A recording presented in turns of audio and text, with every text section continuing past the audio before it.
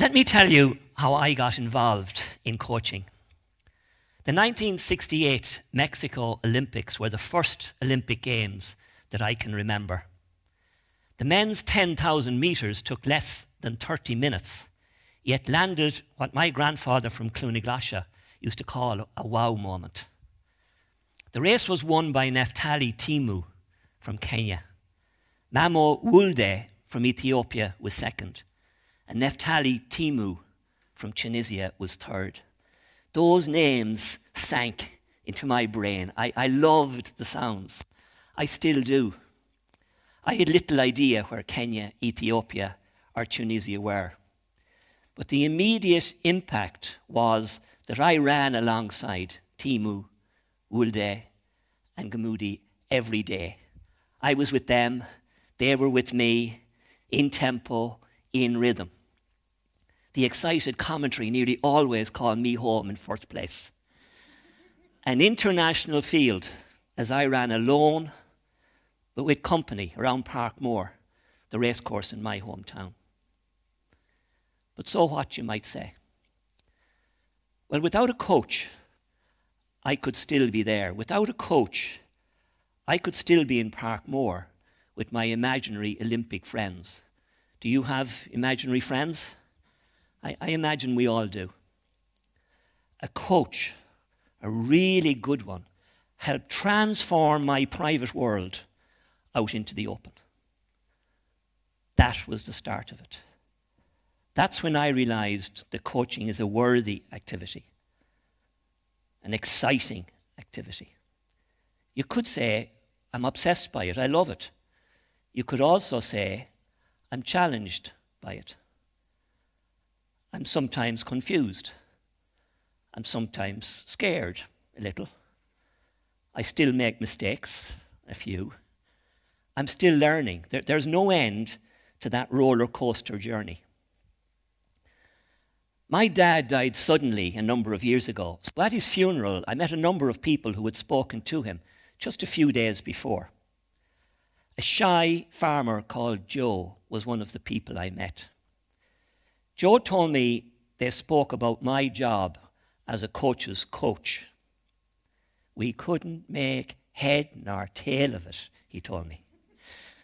Now, I was okay with that, but what he added next had a little bit of an edge to it.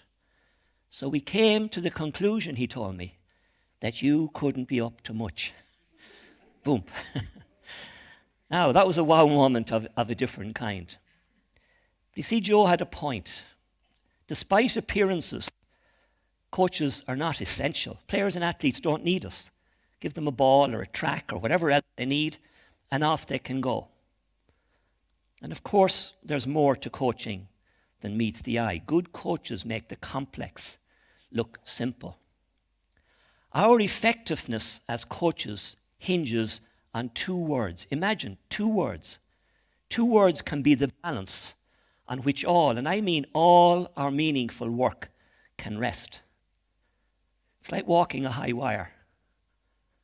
A word too late. A word too early. Raised eyebrows. A smile that isn't smiley enough. One session too many or too few. The two words are it depends. It depends on a whole load of things. It depends on what a friend wonderfully described one time as being whatever intangible scent is floating in the air at the time. Most times, there's more than one right answer. Now, that might seem comforting, but it can be scary too. It can be scary and liberating. Coaching is not about doing the same thing all the time. It's about doing the right thing all the time. And walking that particular decision-making high wire is never easy. So before I go any further, let me clarify three pillars about coaching that I lean on regularly. One, we coach people, not sport, not business. We coach people who run, jump, throw, play football. We coach people who want to improve their business practices or live their lives in more meaningful ways. Two, there is a knack to it. There is a blend of core coaching skills: plan, demonstrate, organize, mixed in with a raw passion and enthusiasm for what you do. 3, people who work well around others are inevitably good coaches. But put it another way: if you have good coaching skills, you'll be a good parent, a good employer, a good employee, a good person to have in a community. Because coaching is essentially about being around other people.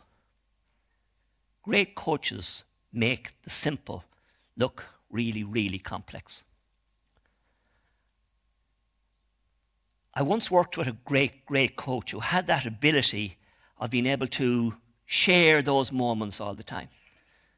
Sometimes at the start of sessions, Lars stood tall, put his arms out wide and said, "God, it's great to be alive." Lars knew that when you're coaching, you're really living, you're truly connected. He loved helping people. And he knew better than most that helping comes in all sorts of shapes and sizes, even surprises.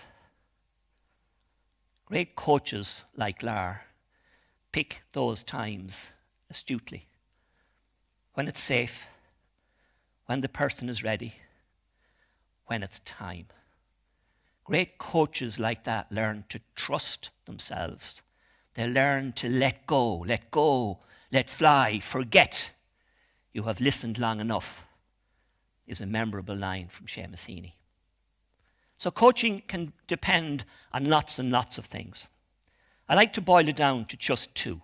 Great coaches demonstrate well, and great coaches are most active as coaches when the players are most active as players. I call it the coaches D and A. Great coaches demonstrate well and activate well. So let's look a little bit more closely at that. D is for demonstrate.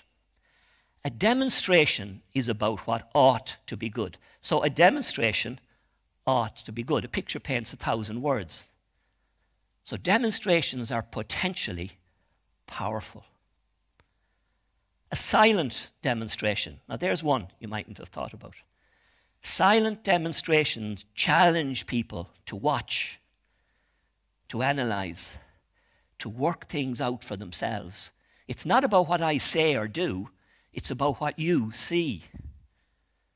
For example, watch this silent demonstration of a basketball shot, and you work out what my head, arms, and legs are doing. Okay, you ready?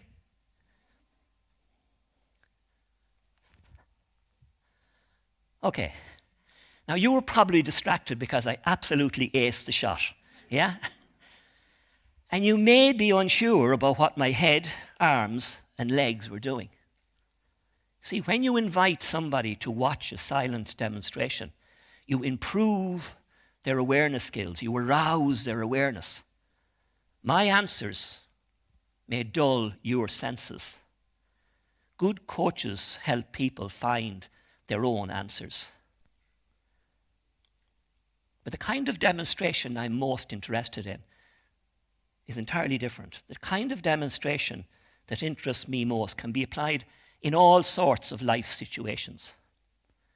Imagine this. Imagine the people you work with or coach wear tracksuits or uniforms or whatever.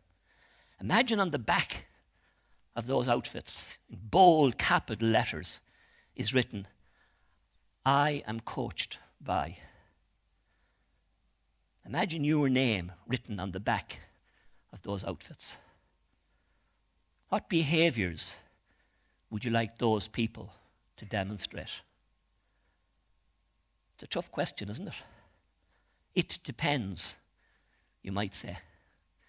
Great coaches, great everybody's, consider when and where and how character traits can be developed. There's opportunities all over the place. Sport is emotional. So are most of the things that really matter. They bring us to a knife edge. They drag us unbeknownst, unknowingly, into that high wire world of it depends. It's not easy to practice grace and humility style and panache in moments where there's a lot resting on what happens at times like that, where you're trying to balance one thing off against the other. Nonetheless, life skills can be integrated and practiced in a multitude of situations. This is an ideal time to move people beyond what I call mediocre habits and immaturities. This is an ideal time to stretch people, to perform better and to behave better. Sport, work, relationships should enlarge the soul, not swell the ego. Ego. I played a lot of basketball when I was at school, and sometimes on court I lost the cool. One day, my coach, Brother Willie Morgan, took me aside quietly. I'd lost my temper one more time, and he made it clear that if it happened again, he'd take me off. It did, and he stuck to his word. For a few games, I sat seething on the bench, but gradually the lesson seeped through. It was up to me. A valuable life skill had been superbly taught by a conscientious coach. There's no quick fix to those kind of things. So enough about demonstration. A is to activate. When players are busy, when they are active, coaching really begins. Now you might say, oh, that's obvious. However, that's a time when some coaches relax. They take a breather. It's not that they take their eye off the ball, they set their eye on the ball. But remember, coaching is about people, not about footballs.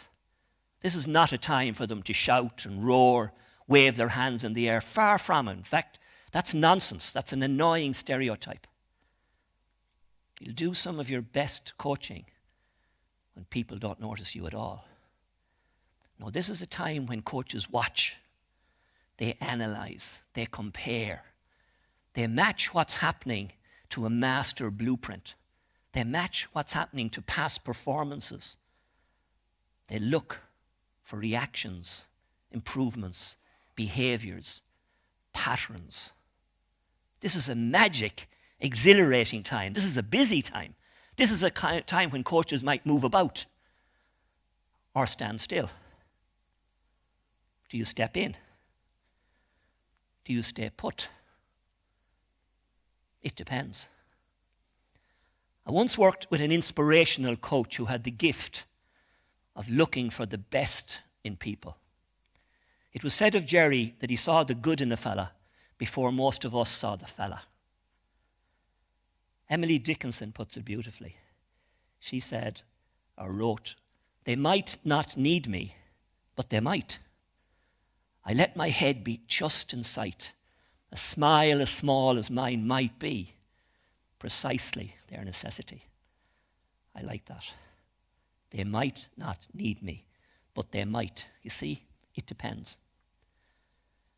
When I think back again on my early school days, I find myself in a place I call the Mossy Bank. I imagine you all have a place like the Mossy Bank. My Mossy Bank was a bowl cut out of the earth with soft grass as a carpet. It was at the end of McGrath's field, not near enough to my home. With friends, we jumped, tumbled, wrestled, rolled, threw things and played footballs. We rested and chatted within its soft slopes. But I could still be there. I could still be there, disconnected from other places and other people. With the help and encouragement, I could still be there without the help of a coach who slowly helped release personality in a growing child.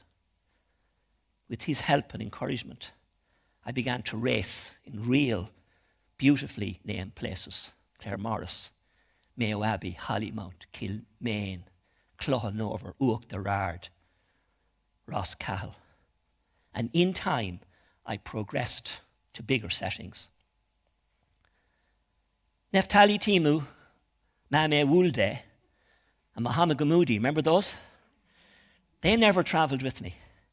Real opponents kept me grounded. Real people became real friends. I'm lucky I'm a coach. It's an absolute privilege. I love the variety. I love the challenge.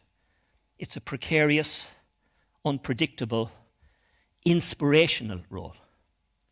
It depends on tiny, everyday, personal things. And even at that, as my daughter Roisin once said, it's not all about you, Dad. Thank you very much. Thank you. Thank you.